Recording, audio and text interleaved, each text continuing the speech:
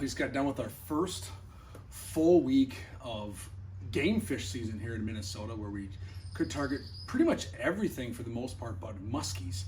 I spent most of my week chasing bass, and again, I always like to reiterate this time of year that you can target largemouth bass here in Minnesota. They just have to be released. It's a catch and release period. We adopted this strategy, I should say this new rule or regulation quite a few years back now. We're starting on fishing opener, which was this past weekend, a week and a half ago, 8 days ago. Yeah, 8 days ago.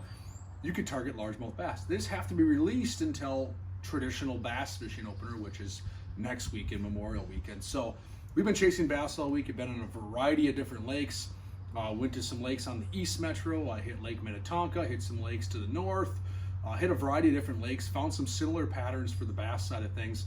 I again did not target any walleyes this past week. I'm just not fishing bodies of water where they're as prevalent. I know Minnetonka's got a great population of walleyes. I know some guys and gals did really well if they're chasing walleyes.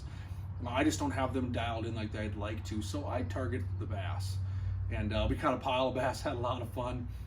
This time of year, it's a great time of year to target bass. Water temps are heating up quickly, although today it got fairly cool here on Sunday. I'm actually back into a hoodie, where yesterday I was out in the yard in the kiddie pool with my shirt off trying to get a tan, and in the third week of May. It was scorching hot. Everyone knows yesterday, high humidity, almost 90 degrees, really hot. Then today we had a little bit of a cool front. Some parts of the city's got some rain. We dodged it for the most part here in the Ramsey area and to the northeast where I was fishing. But I know west of us got hit pretty good this morning. I woke up to some rumble and stuff. It was hit or miss or spotty. We're not going to be that lucky, I believe, tonight and tomorrow. Looks like we got a lot of rain. But with that, water temps warmed up this week, darn near touching 70. We catapulted up in water temperature with all this warm weather, high suns, not a lot of rain the last week. Water temps went up like upwards of 10 degrees on some bodies of water in a matter of 4 or 5 days. So we're seeing a lot of the bass on their beds.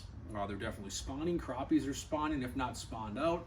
Bluegills are not quite there yet, but everything is targeting this shallow water. So a lot of inside weed line stuff, main lake shallow weed flats. Some fish are already moving up onto docks if you're talking bass fishing.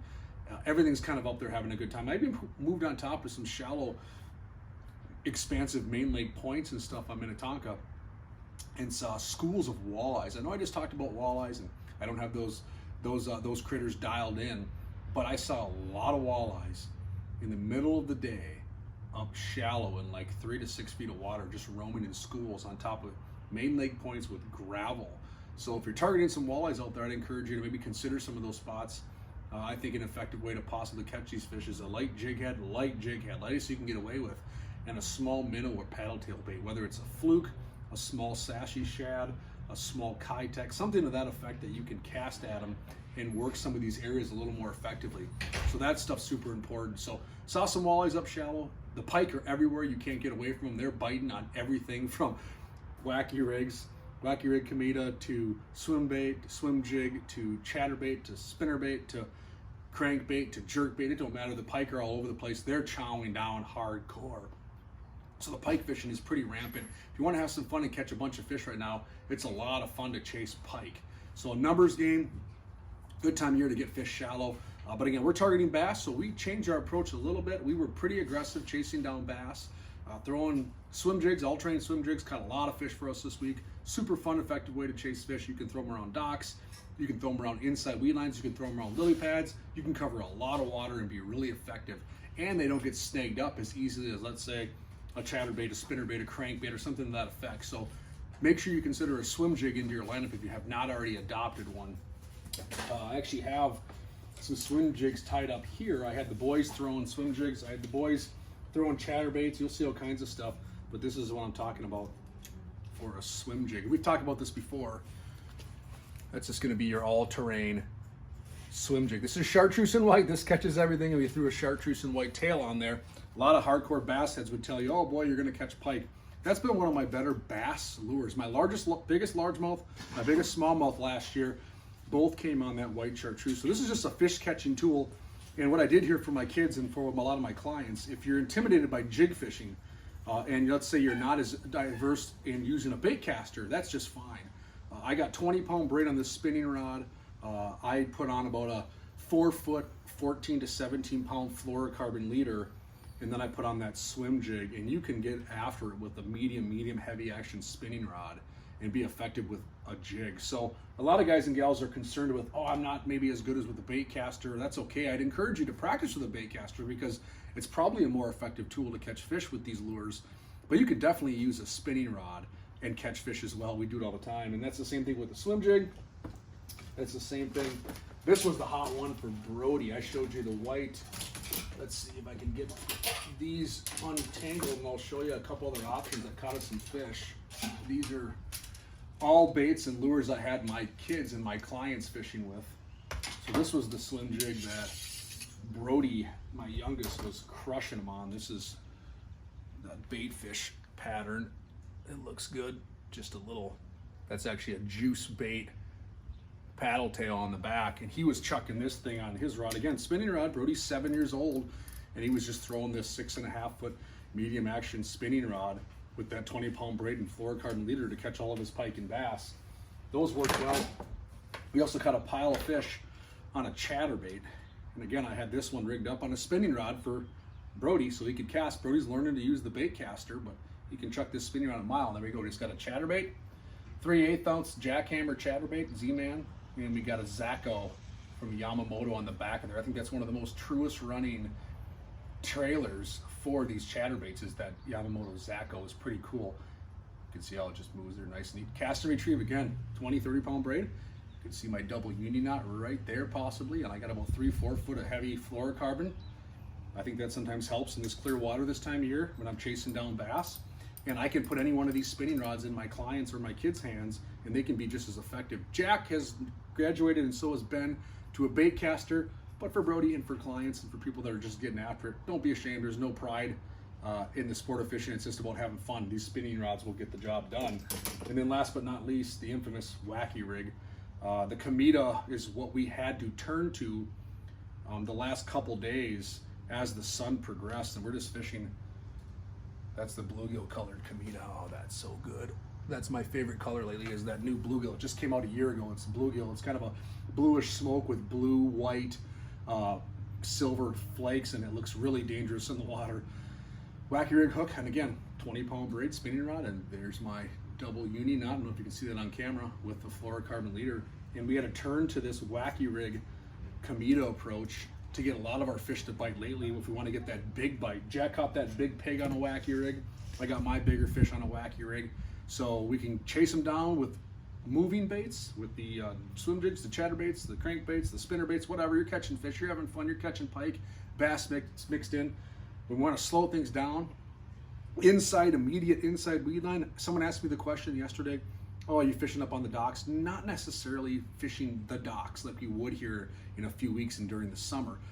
We may get close to docks, but we're targeting that inside weed line. Pretend it's this table or this bench I'm sitting on. I'm trying to hit that inside weed line where it's pretty weedy because weeds are growing in pretty good right now, and where it kind of starts to disperse or disappear and you see some sandiness. And sometimes that's pretty close to dock. Sometimes it's 30, 40 yards off the dock. But you're following that inside weed line. That's where these big bass are bedding up. That's where they're cruising. That seems to be where they're eating. That's where the bluegills are, and that's where a lot of things are happening. So we're targeting that inside weed line. And when I get dialed in on that spot on where I want to be, sometimes, if not more often than not, it's more effective to slow down and fish them with that wacky rig. And that seems to seal the deal and catch a lot of fish. And you're just watching your line. You're watching your line, boom, make some kind of subtle different movement. 9 times out of 10, that's a fish, they got it. And hook sets are free when you bass fish, reel down until you feel a line. And like I tell my kids, my clients, set it. You know, rip that thing back. And if there's not a fish there, the worst that's gonna happen is that wacky rig's gonna go in the water and fall right back down. And sometimes a false hook set can trigger a fish to bite, or hooked in the weeds and you rip it through, that can trigger a fish to bite. So don't be afraid to put some of that erratic action there. If you think you got a bite, don't be afraid to try and set the hook, because sometimes and oftentimes it could be a fish, and it's important that you set the hook to get that fish back to the boat. But if it's not a fish, it can pull that bait away from cover. It can do a number of different things to entice the bite. So those are important things. So those are the main ways we targeted bass: moving baits, chatterbaits, swim jigs. Both fun ways to fish. You're not complacent, you're casting, you're reeling in, you're looking for things, you're picking out inside turns, you're picking out a tree stump or whatever it might be, and then we'd slow down and we'd wacky rig fish them. to sometimes seal the bite. And if we're on a spot where we know there's numbers of fish, we'd slow down. Trolling motor went from 3 to 5 speed to 2. And we're just inching our way around as we're pitching wacky rigs in the shallow cover, and that seems to catch a pile of fish. Like I said, the crappies are still up shallow. There's some fish still spawning. They're going to be spawning out here in the next week or so. And then right behind them, right around Memorial Weekend, is when we start to see bluegills slide in and start to make their beds. And then, of course, as we know, first part of June is hardcore bluegill time. We're targeting big sunfish. I would encourage you, again, as we start to prepare for that, let the big ones go. That same thing with bass. You know, I have a hard time not chasing fish on beds, but there's often times if I'm on a stretch of shoreline where there's a lot of bedding bass right now, it's hard to do it, but oftentimes I might just let it go. I may relocate to a different spot, chase something else, let them kind of do their thing, and move on. I understand there's some tournaments out there and that sort of stuff where you got to catch some of these big fish. But this time of year, the beauty of it, if you're having a tournament like the Junior Bassers did yesterday, it was catch, photo, release using an app. So you can let that big fish go, put it back on its bed, and move on. So it's been a good time to chase some fish. We're expecting some cool rain. It's looking like it's going to do that here this evening. And I think I saw rain in the forecast the next 36 hours. And then it kind of teeters back up. You know what? But in May here, we've been pretty spoiled. We've got some of the nicest weather in May, I think, in a long time. So hopefully get out there, chase down some fish, have some fun. Best is yet to come. Next week is Memorial Weekend. I may or may not get a report up. I'm going to head over and see the in-laws. I'm going to go chase some fish in Wisconsin. If I get on the water and get a chance to take a break and do a report, I certainly will. It might be from the boat. Hopefully we're catching the fish. Otherwise, if I don't talk to you next week for Memorial Weekend, have a wonderful holiday with the family. Enjoy it. Get out there, eat some good grub, and catch some fish. And we'll be coming back at you with more fishing reports all summer long. Thanks.